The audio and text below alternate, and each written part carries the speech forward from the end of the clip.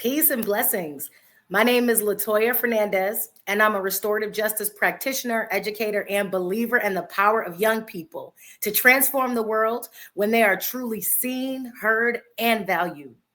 When I think about youth and identity, I think about mirrors, not the kind that just show your reflection, but the kind that remind us of who we're becoming.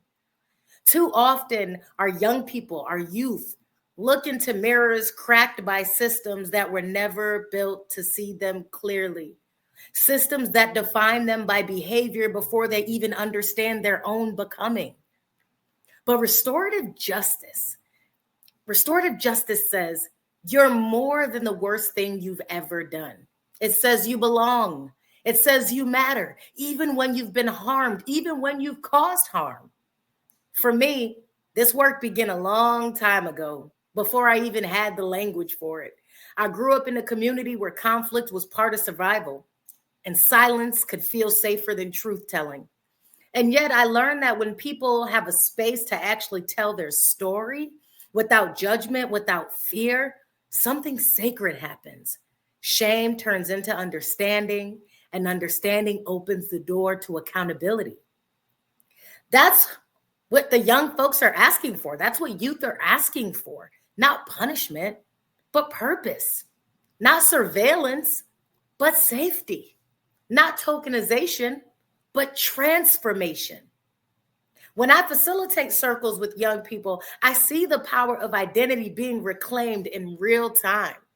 I've watched students who once refused to speak stand up and apologize to their class with tears in their eyes. I've watched youth who were labeled troublemakers become circle keepers, guiding their peers through conflict and wisdom beyond their years. Because listen, once youth understand who they are, once you young folks understand who you are, you can begin to understand who you are to each other. A few years ago, I traveled to Africa, to Ghana in particular, which is the birthplace of so much wisdom, rhythm, and resilience. And that journey changed everything in me. Standing on land of my ancestors, I felt an awakening, a remembrance that I'm not rootless, but I'm grounded and I'm rooted. I learned the meaning of Sankofa, a Ghanaian principle that means to go back and fetch, to go back and return to the wisdom of those who came before us. Sankofa taught me that restorative justice didn't begin in conference rooms or courtrooms. It began around a tree, a palavera tree. It began around a fire. It began in villages where people gathered in circle to restore balance, to repair relationships, and to honor truth. It began with indigenous wisdom that said, we are all connected.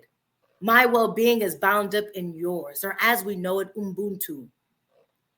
That trip reminded me that our healing isn't new. It's ancestral. That we're simply remembering what our people always knew. That we can overcome conflict, not by erasing it, but by walking through it together. By returning to right relationship with each other, with the earth, with ourselves. When we talk about what works for the youth, we have to stop trying to fix you. We have to stop trying to fix them, adults. We have to start listening to them.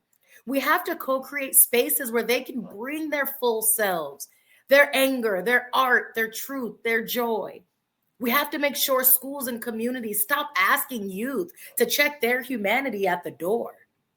Because listen, young folks, we want you as you are. Because the real question isn't, how do we teach youth restorative justice? It's, how do we let restorative justice remind us to be more human for them? Youth, young folks, you're teaching us every day.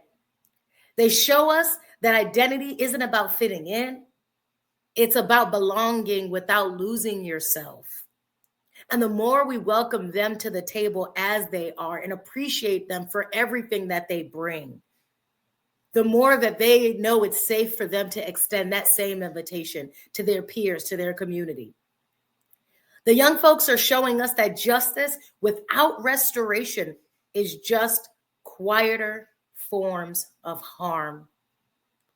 And you're showing us that When we trust you, when we trust them, when we listen, when we hold space, they rise.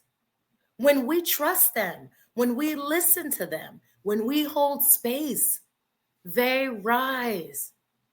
So, to every young person listening, I want you to remember this: your voice is medicine, your story is sacred, your existence is resistance, and the way you show up, even when the world tries to define you, is revolutionary. Restorative justice isn't just a practice. It's a way of being, a way of returning to yourself, to your roots, to your community. And it's an extended invitation to live in truth and walk in empathy. And when youth step into that, the world shifts. Thank you.